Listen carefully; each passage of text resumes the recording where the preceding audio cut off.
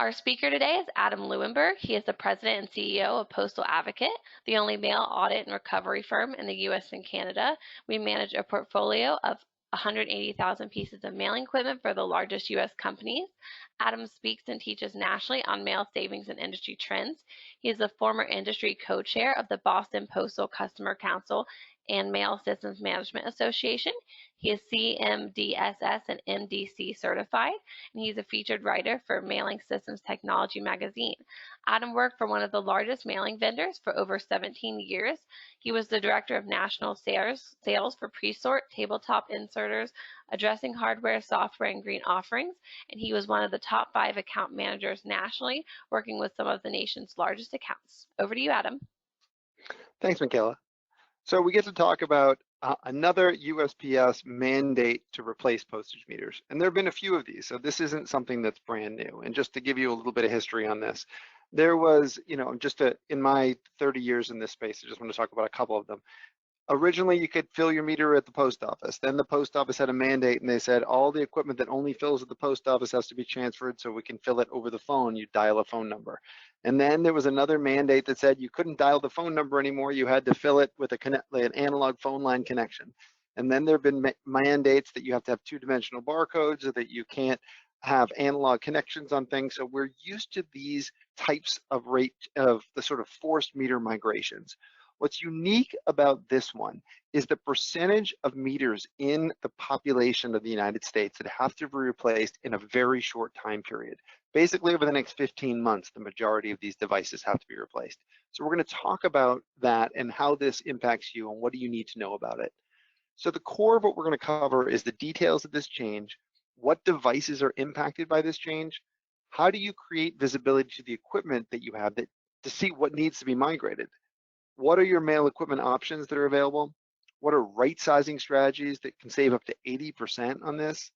What are enterprise online postage solutions? Where these systems make sense? This is the fastest growth segment in the mailing industry, so we're going to talk more about this because they may fit some of the organizations on the call. And then planning and implementation of these changes, and then ongoing visibility and control for future migration phases. So this USPS forced meter migration. So the USPS is decertifying all information-based indicia, IBI compliant postage meters by June 30th, 2024. The new devices must be Intelligent Mail Indicia, IMI compliant, or will no longer be approved for use. So here's what you need to know. Current IBI devices will need to be replaced with new devices. They can't be retrofitted. You can't do something to your current machine and then make it work with this. You have to replace your current machine and get new equipment that needs to be ordered. USPS is doing this to provide a higher level of security and visibility to the mail pieces. Metering devices need to have constant internet connectivity versus only at the time of refill. So a lot of meters today, you hit refill, the meter connects to the internet, dials the meter vendor, refills for the $500 you need, and then disconnects. The new standard is that meters have to be constantly connected so the USPS can pull the devices. We estimate 60 to 70% of the meters in the United States do not meet this new standard and will need to be replaced with potential supply chain issues based on chip shortages. There's a lot of devices that have to be replaced. So the value of the USPS, I know that's everyone's first priority. What is their value? Is to better automate their operations. They want a higher level of security specifications to the rise in threats and challenges. They want to validate that you apply the correct postage amounts. They want to issue refunds automatically through the devices so they don't have to fill out forms and have lengthy processes. And they want to have more control of what mail is entering their network. So these are the products that are impacted. These are the models requiring replacement and the associated timelines for the replacements as shown. So there's 3 different timelines, June 30th, 24, 12/31/26, and 12/31/27. Okay, the majority of the meters of that 500,000 meters, if we had to break it down by quantities, I would say in my estimates that of the 500,000, 425,000 fit in this first bucket. Probably 5 to 10,000 fit in the next bucket, and the remainder fall in this last bucket. Okay, you should validate this information with your meter vendors. Don't believe us. Have your mailing vendors talk. There could be changes to any of these models. The meter vendors could have certain extensions on certain things that we don't know about that isn't public. But this is what we believe to be the changes. Client challenges with this migration. So the biggest challenge that clients have is network connectivity. A lot of clients don't want these meters on their network constantly connected, especially when we have a lot of clients that are in healthcare, financial services, and they don't, it's a risk for them to have these devices connected. So there's other options. The meter vendors can provide mobile connectors. So think about like a cell phone subscription that you pay for that can do these types of connections. The problem is these connectors are expensive and you have to pay for it on top of the meter rentals and your lease costs. So those are really your options right now from a connectivity standpoint. The other challenge is cost. If you have a device X and it's this, and you replace with the equivalent model of a new device, most likely it's going to be more expensive. And the reason is the meter vendors have increased costs over the last couple of years. COVID supply chain, you might own your equipment and only be paying for meter rental and maintenance. New devices are going to be more expensive because you have an asset cost. But just the general lease costs are going to be more expensive. I would budget, if you're going to get the same exact level of equipment, I would budget for a 10 to 20% increase in cost. The other challenge is creating visibility to the equipment that needs to be replaced across the enterprise. We work with a lot of large firms. They have lots of locations. They don't have perfect lists prior to us working with them of where all their equipment is. It's never been something anyone's sort of centrally managed to have that level of visibility. On top of that, companies are always acquiring, or sites can go rogue on their own and order equipment. So there's no central visibility to even know what equipment needs to be replaced. It's important to have that visibility. We're going to talk more about that through this, because the last thing you want is individual locations going rogue on their own meeting this requirement, because they will spend more money. Collecting the requirements. What does each office need for new equipment around the core features? Bidding between the vendors and models, implementing these new units, returning old equipment, and then refunding the postage from the old units. This sounds obvious, but postage meters, have basically, each postage meter is a bank. It holds funds. If you change vendors, if you set up new account numbers for new equipment, you have to make sure that the money from that old device and that funding account associated with that device is actually getting back and refunded. You only have 15 months to make this change for the majority of the meters out there. Potential supply chain issues, and we estimate about 500,000 of these devices need to be replaced. Creating visibility. So what do you need to do? So first, you need to obtain the account numbers for your equipment and leases. So what is the main account number you have on your equipment? What is the lease contract number? You need to know the equipment models. First, and you need to know the equipment models to see if it matches that list that I showed. Is it a compliant meter? And then the serial numbers. And the reason you need the serial numbers is because in order to gain access in the vendor's web portal, you need 2 points of information. And typically the most common that works is the model and is the account number and the serial number. You need to find the contract expiration dates, because you need to know, like, you might be on a lease that doesn't expire for 2 years, or a lease that expired in the past that's on an evergreen contract. Some rental agreements don't expire into the future. Mail volumes. This is one of the most important things, because like, how much volume is the site doing? If a site's only doing, $100 a month in postage, but they're spending $500 on equipment, you clearly have some right sizing opportunities that you can look into. What features are needed in the new solution? Feeding, weighing, accounting, etc. So the methodology that we use and that you can do yourselves is below. So what we do is we see if the client has any reports or agreements provided by the mailing vendors. We then ask for an export from accounts payable to see the main mailing vendor name. So Pitney Bowes, Quadient. I mean, the good thing is there's only 4 main vendors in the mailing industry. It's Pitney Bowes, Quadient, FP, and Stamps.com. That makes up 90% of the mailing industry. There's some dealers out there. Now, inside those 4 vendors, they might operate on some different names you have to do the search for, but that gives you some of the best ways. Accounts payable is the Bible of going to find the resources of where all the spend happens. Then from that accounts payable report, we request specific invoice copies that give the level of detail that we need. Inside an accounts payable export, it's not going to give, model serial numbers, account numbers, addresses, things like that. So we ask for specific copies of unique charges from a specific location. And then we create a login on the meter vendor's website, and we link all those account numbers together using the account number and the serial number as linkage to be able to, create visibility to that. And then we search the online accounts for their postage usage, contract expiration dates. Pitney Bowes makes the contract expiration dates available on their website. The other vendors, you have to call them to figure out when your contracts expire, and any equipment details. And then for any holes in the data, you call the meter vendors for any visibility required. So you can do all of this stuff yourself. For any organization with over 20 locations with equipment, we can do this for you for free as a no obligation analysis on your mail spends to try to make it easier. But these are the steps that we follow, and you can do the same things yourself. Now, in mailing solutions, we're going to start with postage meters, then I'll move to the online solutions. These are your options for mailing equipment, and I just want to make sure this makes sense, because when you're right-sizing equipment, this is really important information to know. There are standalone postage meters. They're typically designed for people who do up to about $600 a month in postage. You basically hand feed the documents through it. They run 15 to 45 letters a minute. They cost $25 to $100 a month. Then people move typically to automatic feed mail machines, where you can stack a pile of mail onto the stacker, hit start, and it shoots the items through all at once. And those do 80 to 120 letters a minute, but they cost $170 to $300 a month. And then you have automatic machines with internal weighing systems. And what those internal weighing systems do is you could take a pile of mail, put it on the stacker of all different sizes, and you hit start, and it will weigh the item as it runs through the machine. And those units cost $350 to $600 a month. And then they're high volume automatic machines with internal scales, and those run $700 to $1,300 a month. So the reason knowing all this is important is because most organizations have this equipment inside their organizations.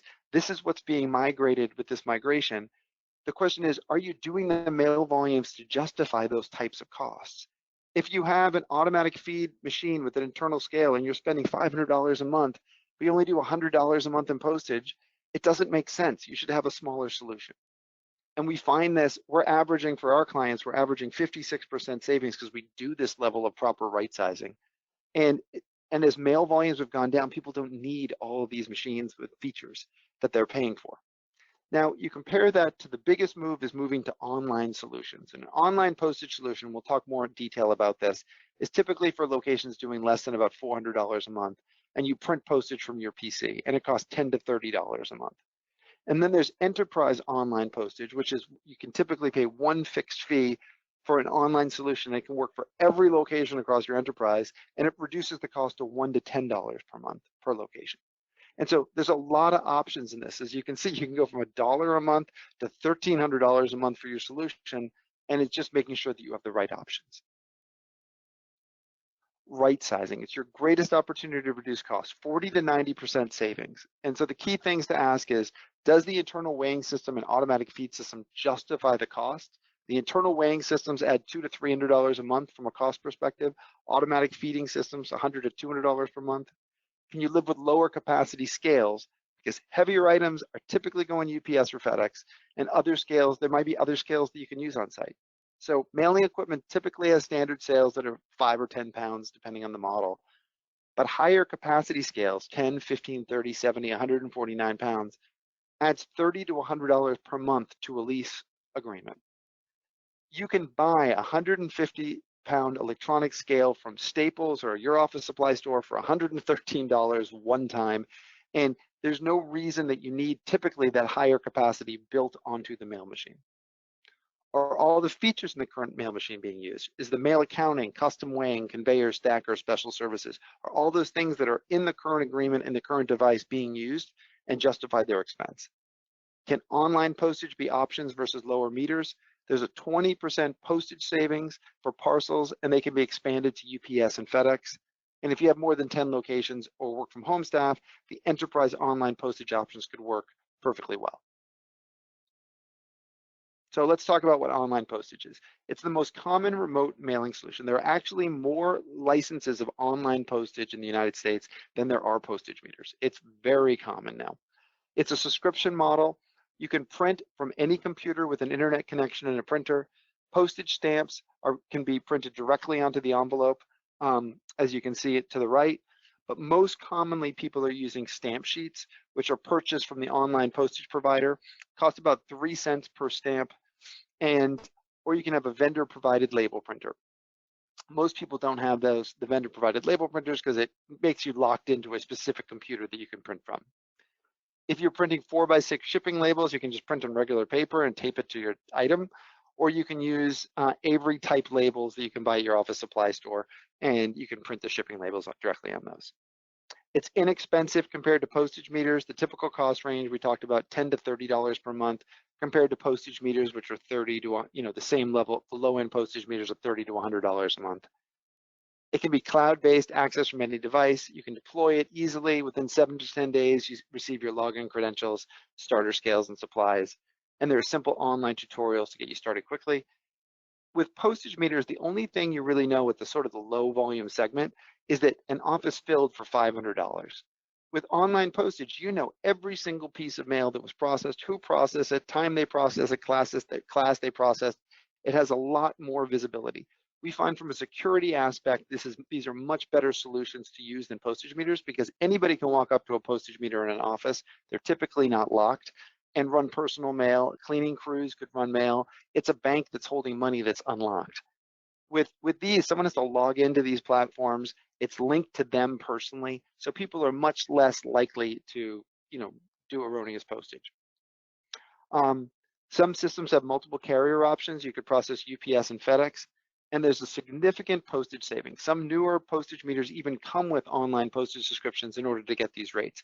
But look at these rates for a second. So postage meters or online postage gets a discounted rate over buying stamps at the post office, 60 versus 63 cents. If you do certified with return receipt, the online postage systems can have electronic return receipt processes that save $1.25. If you're doing first class parcels, so items under a pound that you want a 4x6 shipping label like the one you see here, you can see the rates for first class parcels. It's basically 24 to 49% less than just running that through your postage meter.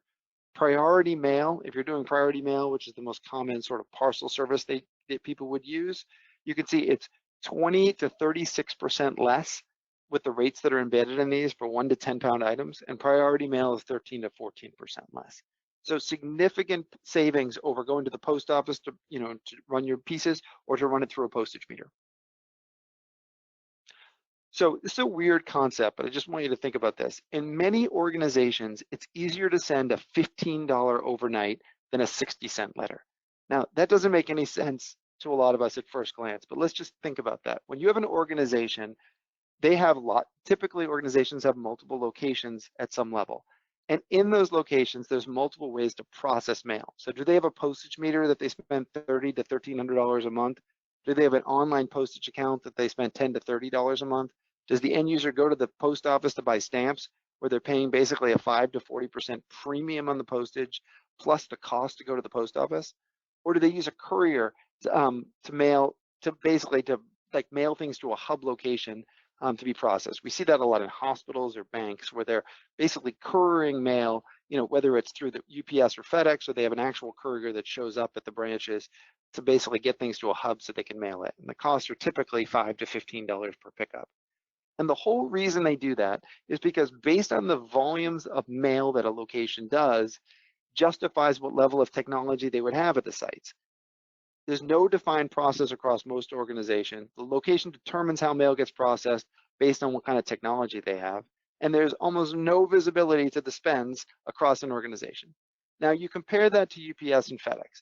So most organizations use UPS or FedEx for their carrier. They have an agreement with at least one of those.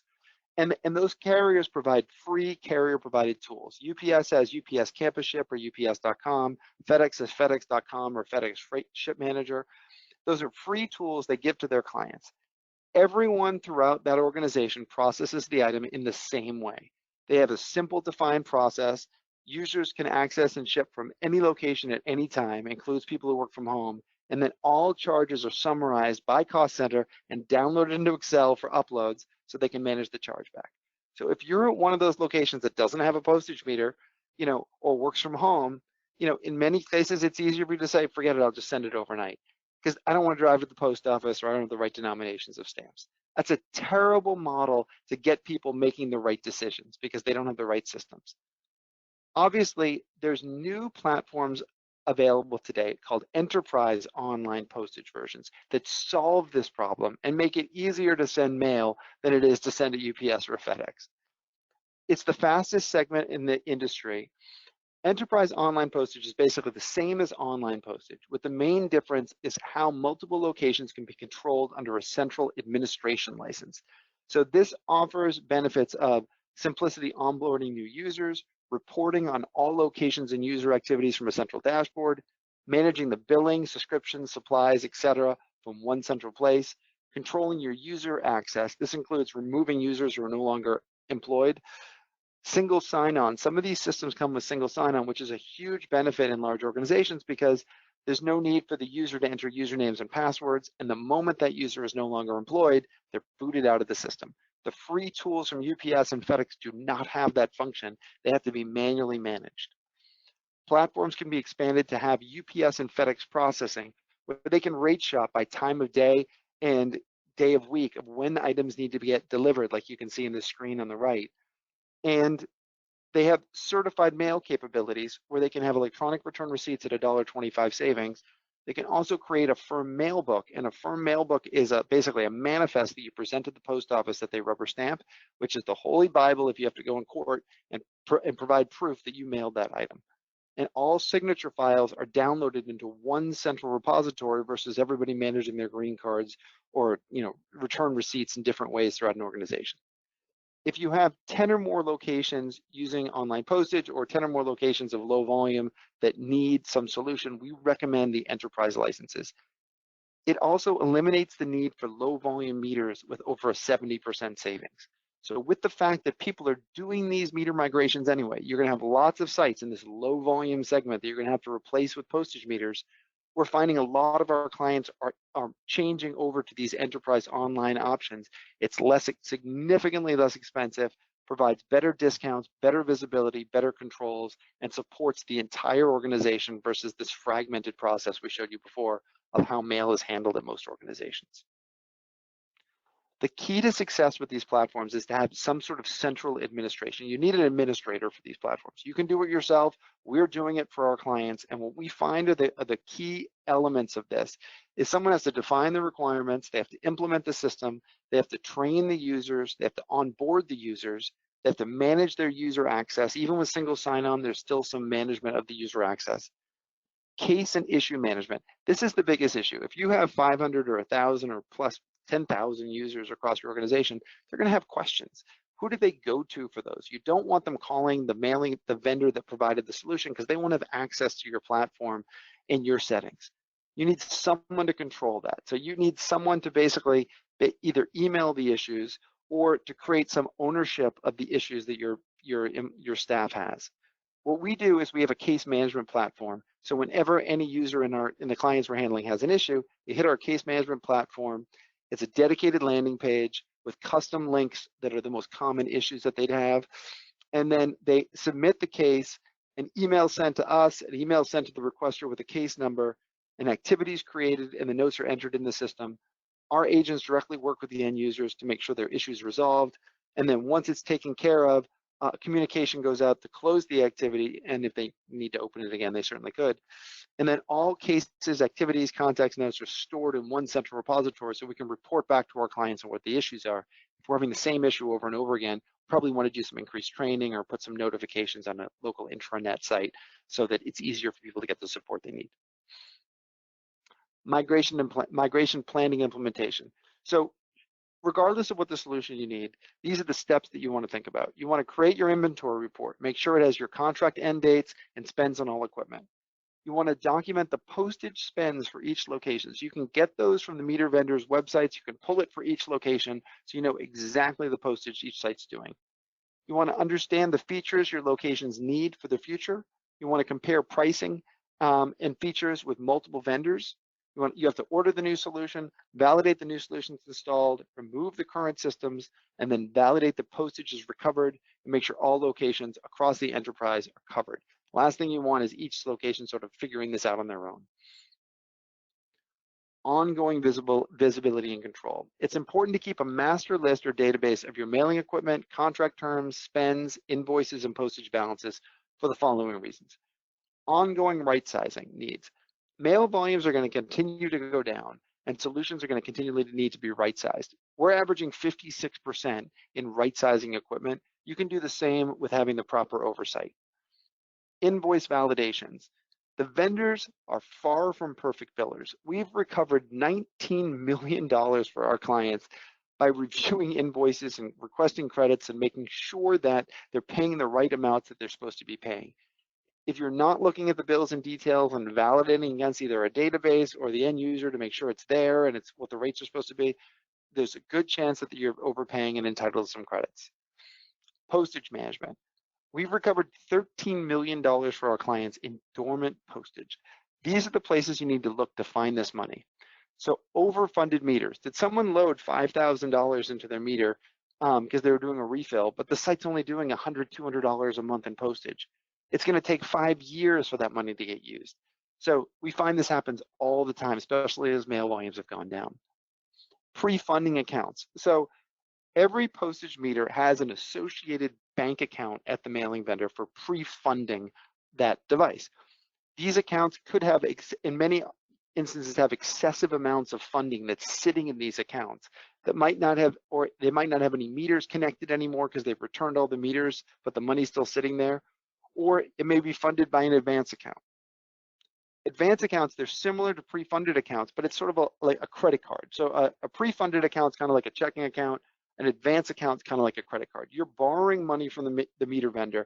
They're sending you a statement at the end of the month for all your postage balances. These accounts typically charge 18 to 22% interest on the balances that aren't paid in full. So one thing to pay attention to is oftentimes we find clients say, well, they're not paying the bill in full because there's something they're questioning or they didn't understand and they're paying a partial payment on it, or they can't get a payment in by 27 to 30 days because that's not their standard payment terms. And they're accumulating fees at 18 to 22%, and sometimes this goes on for years. We find clients spending tens of thousands of dollars in fees unknowingly because they're not paying attention to this.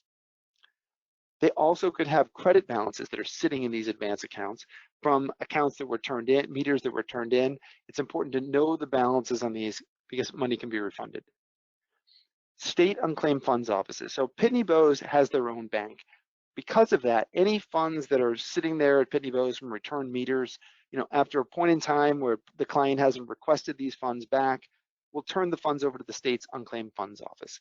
We have a database of over 50,000 unclaimed funds transactions from most likely from return meters, because clients don't request it. And when you return a meter, or even if you replace a meter but you change meter vendors from one vendor to another, the money sits there and someone has to go online and fill out a postage refund request form to request the funds that they have back. Oftentimes people forget to even think about that and the money just sits there. So what we do is we track down those balances and make sure those funds get refunded. Hopefully before it goes to the state's unclaimed funds databases, but if not, we go track from the state's unclaimed funds databases to find that money. Quadient and FP don't have their own bank and they use the USPS for funding sources. So that money sits at the United States Postal Service. So the Postal Service position on these types of funds is they will send you, after 2 years of inactivity, they will send you one notice that says you have funds. After that notice, they will never notify you again. They will not post it in an unclaimed funds database. They will never give visibility to that money. It's on you, the owner of those original funds, to request it from the Postal Service. It's a terrible process. We've even done a complaint with the Office of Inspector General, who did a study on this, and this is what they documented as the process. The point is, there's money out there that people don't realize as meters have returned or changed vendors that people aren't tracking back. Location support. Make sure that your offices have the best options and support available, that there's someone looking at this from an enterprise perspective. Manage future migration. So in 2026 and 27, there's going to be more requirements for those other meters that are going to need to be migrated. It's important to have your visibility and controls in place so you can manage those returns when they happen. And to offset future USPS price increases. Rates have gone up. This is unbelievable. 18 to 38% over the last 19 months. And the post office is stating they're going to have 2 rate increases annually in the future. 18 to 38% is the highest increases that we've seen, at least in the last 50 years in the Postal Service, and is far greater than the rate of inflation. And the post office is going to continue to have these types of rate increases because they need to sort of manage the decreased mail volumes and keep their operations afloat. So it's important to be able to have this visibility, because you can then find ways inside your current spends to reduce costs, whether it's using pre-sort services for higher volumes, using some of the automation services, the cloud-based options that have lower postage rates to help offset these types of increases. So this is what we do as an organization. We manage the largest mailing equipment fleet in the world, about 180,000 pieces of mailing equipment under management, including probably about 10 to 15,000 online postage accounts and enterprise postage platforms. Our average client has saved $1.9 million. We average 56% savings on the equipment side. For any client, we'll do a no-cost analysis where we will show you what your mail spends are and quantify what the savings are. We have 237 years of mailing industry experience. We have comprehensive web tools that will give you literally an online visibility to all of your equipment that you can access anytime you want, that shows you what is going on with equipment and postage, because we're pulling the meter vendor websites and we're having full inventories of all of our equipment, as well as notes and contacts. We provide time savings and assistance. And then we've recovered, like I said, over $27 million in some of these fees that we've talked about. Our clients are every industry. It doesn't make any difference. It just matters that they have lots of locations and disparate mail spends that make sense for having a firm like us manage. And the way it works for most clients is that we do a no-cost analysis of all your mail spends. We show you exactly what's happening across your portfolio. And then once we do that, we present all the findings for you, including, in this case, what meters are compliant and then need to be changed for migration, what opportunities you have for online postage, what are the right-sizing opportunities in the other equipment, what are the postage savings opportunities available inside your spend.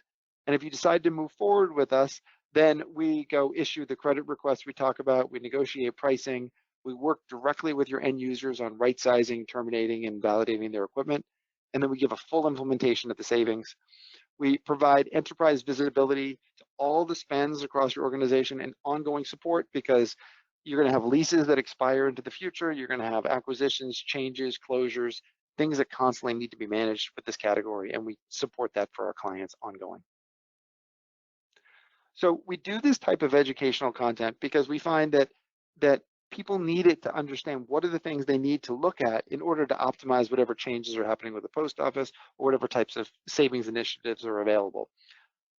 We'll keep you posted and invited to future education events, especially around rate changes that happen now twice a year. So you'll get invited to rate change webinars, and then other areas that we think can help reduce costs. But we want to thank you all for joining this call, and we're going to open it up for any questions. Thanks, Adam. Hello, everybody. I hope you enjoyed the presentation. I wanted to remind you that there are 2 different ways to ask questions. You can either raise your hand and we'll unmute you to ask a question, or you can type your question in the chat box and we'll do our best to answer all questions. As we wait for questions to roll in, I just wanted to point everybody to our social media links there. As Adam said, we have these trainings every couple months, but we do post on there on a more frequent basis with some tips that could be helpful for you in the mailing space. And then also Adam's email is listed there for you in case you have any questions for him about anything that he presented today, because he would be happy to help you out. So it looks like our first question is there any chance the USPS pushes back on this change? It's possible. They've done pushbacks in the past.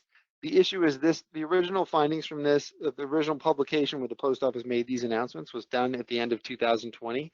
And the fact that we're in the last year, the post office is probably going to say they've given ample opportunity to make the changes, but it's certainly possible. And I would say keep checking with the meter vendors' websites, and we'll keep communications open. So if we do hear of any extensions, we'll let everybody know. All right, we have another question. Why do some of the meters have a much different timeline as to when they need to be replaced? Sure. So there's a couple different segments. The majority of meters have to be replaced by June 30th, 2024, but there's 2 other segments. So one segment is the production meter. So The majority of the production mail industry uses infinity meter bases by Pitney Bowes that are now controlled through a company called Bluecrest because Pitney Bowes sold off that division. This controls probably 70–80% of the metered production mail in the United States. Basically the mailing industry that has the most leverage are these production mailers, pushed back on the post office to have some extensions on it because it wasn't feasible for them to replace all these like high-end like base units that go on the end of their inserters in the time frame to make that change. So that's the one reason why we have the 2026 on that. And then Pitney Bowes has, some machines called Connect Pluses or SendPro P, 1000, 2000, 3000s that basically almost meet their criteria but don't completely. And the post office gave them some extensions because I think that they're like partially met the requirement but not fully. There could be other reasons besides what I'm telling you, but it's only Pitney Bowes that has that extension. It's only on their high volume machines. So I'm not sure of the reasons beyond that, but I suspect it's because of that. All right. Well, if we have no further questions, I would like to thank everybody for joining us today. And please fill out the survey that will appear at the conclusion of the webinar. And be sure to check out our social media pages to find more helpful information from us on a more frequent basis. And I hope you have a great rest of your day.